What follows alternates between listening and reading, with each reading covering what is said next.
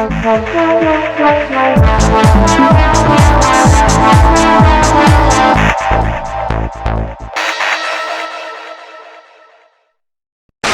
YouTube and welcome to Turmoil in the Toybox. I'm your host Aaron Hauser, and today we're going to be reviewing the NECA quarter scale City Hunter Predator from Predator 2. This guy comes with a couple different accessories, including an interchangeable hand, and measures at a whopping 20 inches tall. Truth be told, I think this guy is actually slightly taller than the unmasked classic Predator quarter scale figure that I have. And the detail on this one is just incredible. So hopefully this review can do it justice, but this guy is a phenomenal display piece and just beautifully done. This is definitely, probably, this has got to be in my top 5 of NECA's quarter scale figures that they've released. Minor issues here and there, but overall this is a fantastic, fantastic figure. So let's get started. First off, accessory-wise, he comes with a collapsible spear. It's kind of hard to pull it out and get it set, but once you have it out, it kind of locks into place, which is a real nice touch. I was kind of concerned that it would be too... there was a McFarlane version that actually included this, but the spear would never stay extended. It would kind of collapse in on itself, just because it had no way to really lock it in position. But yeah, the spear collapses all the way to about there. He also comes with a separate hand, which I have displayed here, to hold the spear. And then he also comes with a detachable hand that is just an open hand. He also comes with his disc there, as do most of the Predator figures. Now the only problem with this is that the disc will actually... it does not fit into the holster here on his hip. It's sort of a rubbery portion, and I think it could fit in there potentially, but you'd have to really struggle with it. But it doesn't just click in nicely like the 7-inch figures do. So that was kind of a minor point I wasn't too happy about.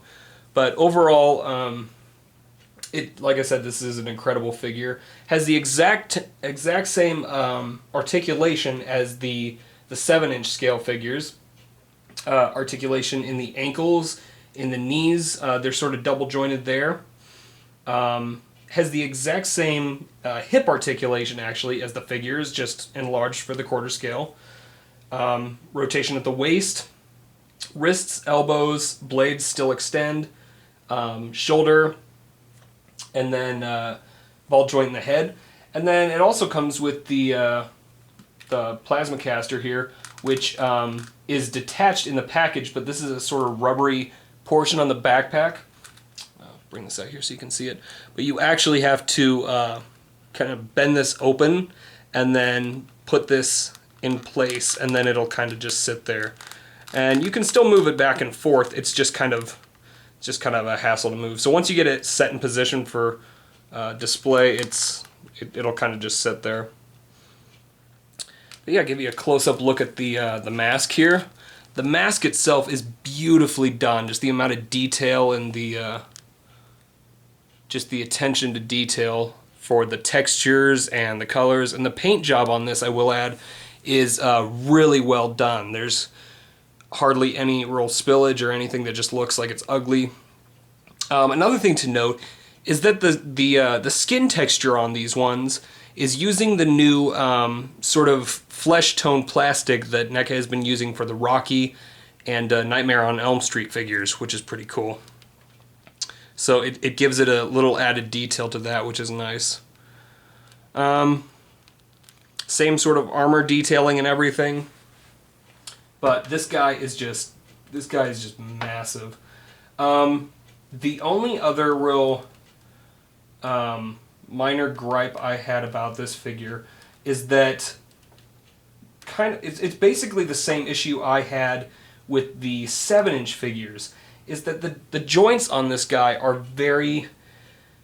they're not incredibly loose, but it takes quite a bit to get him into position with his knees sort of locked at an angle to get him to stand up correctly.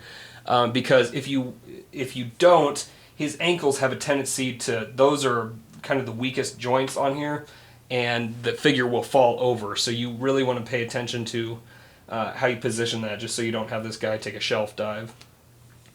But yeah, other than that, the joints are incredibly strong. I kind of have him positioned on my desk in that sort of classic City Hunter pose. If I can get him to stand up straight here again. So you kind of have to,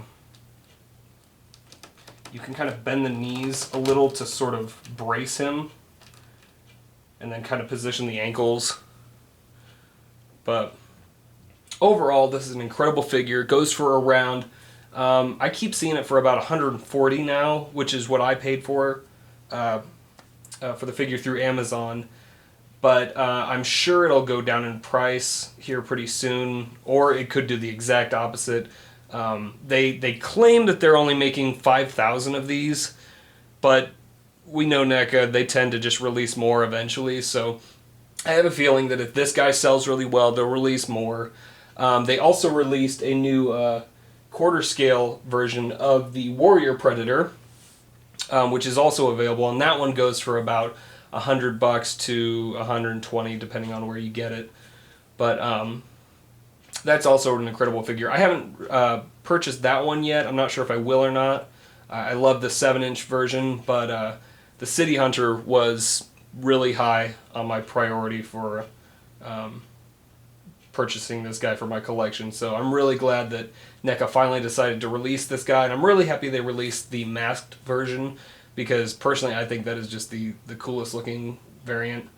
But yeah. What else can I add here? The rubber itself is sort of a, the armor itself is a rubbery plastic, so you can kind of bend that, and you don't have to really worry about any distortion over time with the figure. If you have it bent to a certain position, it'll come back to its original position. And then also the hand here, it takes some work, but he does hold the Predator disc very nicely, so that's also an added bonus. Whoa, there he goes.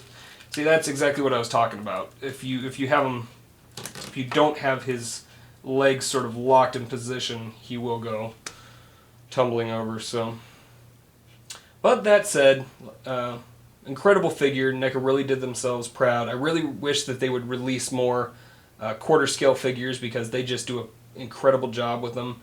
But I know, times are tough with the economy and everything, so they tend to only release that which they know will do really well. So go out, buy one of these guys, show NECA exactly how much we love them, and hopefully they'll release more. But that's about it. If you have any questions about the figure or the Predators line from NECA in general, just leave them in the comments below, and check out some of my other reviews. As always, thanks for watching.